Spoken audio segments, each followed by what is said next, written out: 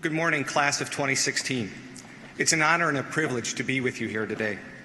I want to thank President Pellicero, Provost Boyle, Dean Stevens, faculty, and distinguished guests.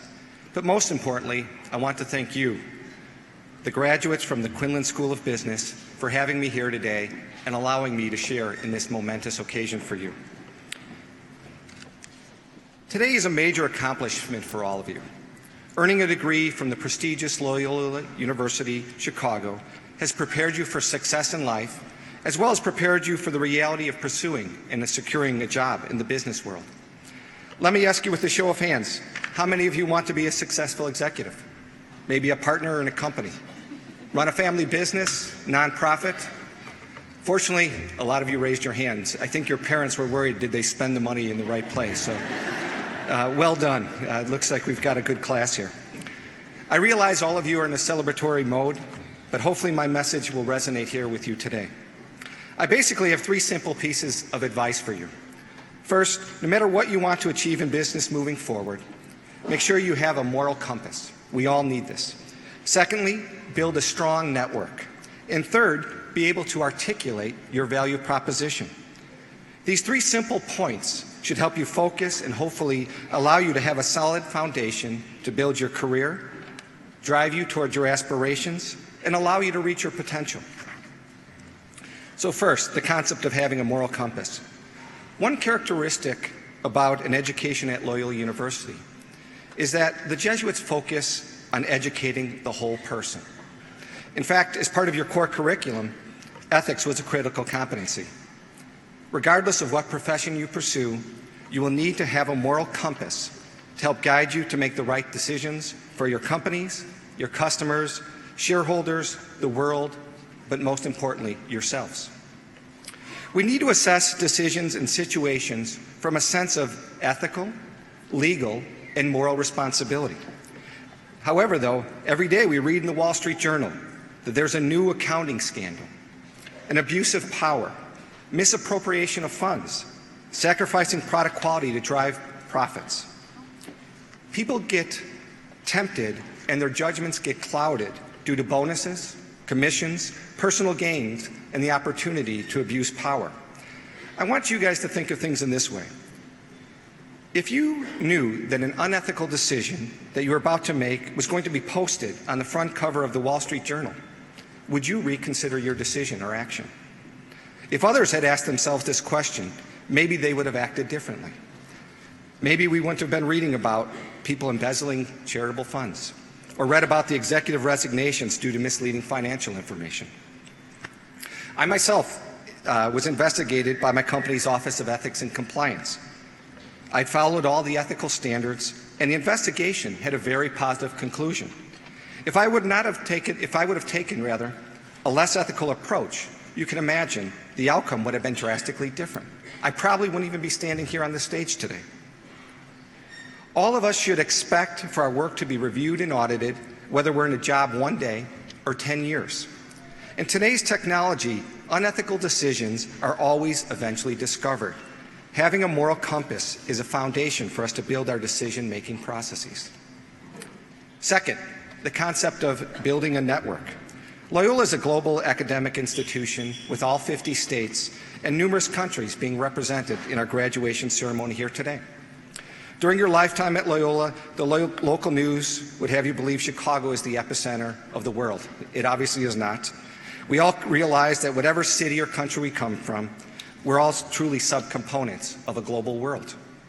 We need to account for various regions of the world, whether it's Asia, North America, Europe, etc.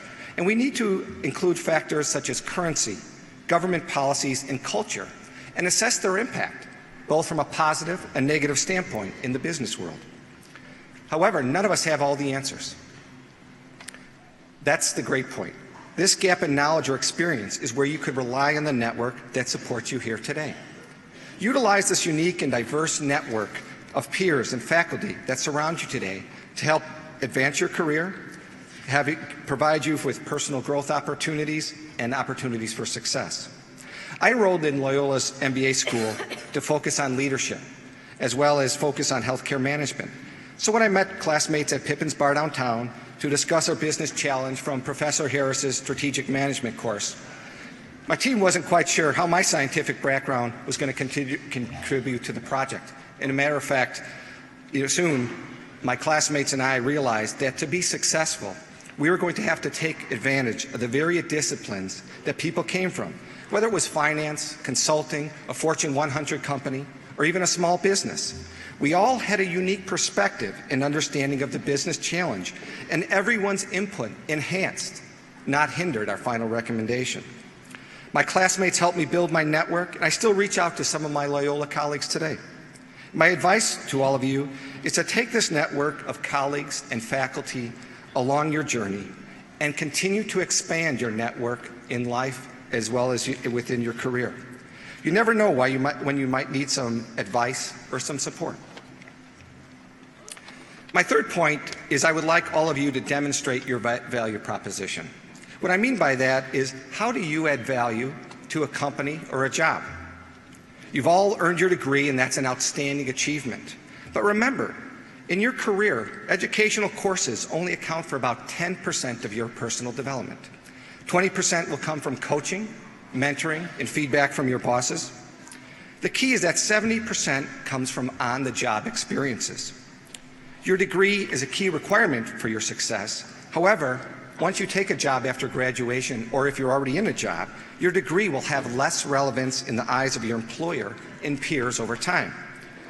They will be assessing you for your performance. So go out and further develop yourself with experiences in a field that you are truly passionate about. For me, that was healthcare. I had various roles in R&D, operations, engineering, and I forced myself to make a positive impact in my work every day. We all need to take accountability and making sure we're getting the experiences we need and that we're performing at levels that get us recognized to move up in the world and take on more senior roles. That is a key part of the value proposition and allows others to have confidence in you as well as invest in your future development. Besides the performances and experiences, though, value proposition also relates as what do you have to offer over the long term. The tactical successes for performance and your experiences will get you to a certain level, but we also need to focus on strategic elements. So think of yourself as a CEO of an area, a region, or even a company. How would you manage that business differently today? We can't only focus on current performance, such as profitability, market share, or other key metrics. We need to think about how we will focus our business for the long term. As a CEO, we need to recommend areas for investment in research, new products, identify growth opportunities, maybe in emerging markets, hire key talent to make sure we could meet our long-term objectives, and then comprehend potential threats. Are we doing enough to outpace competition, meet our overall objectives? You need, as part of that value proposition, to provide a roadmap for success so you can articulate this. So the two parts of your value proposition include articulating your experiences, your capability, and successes that you have had, and secondly, your ability to contemplate and transform a business to meet future objectives. The value proposition has been transformational for me and allowed me to stay relevant and successful in various roles and responsibilities.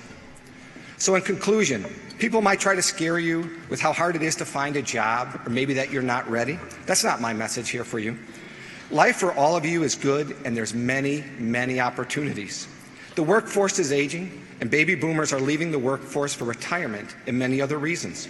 In fact, in last Sunday's paper, I read an article that indicated this is the best job market we've seen in America in 10 years.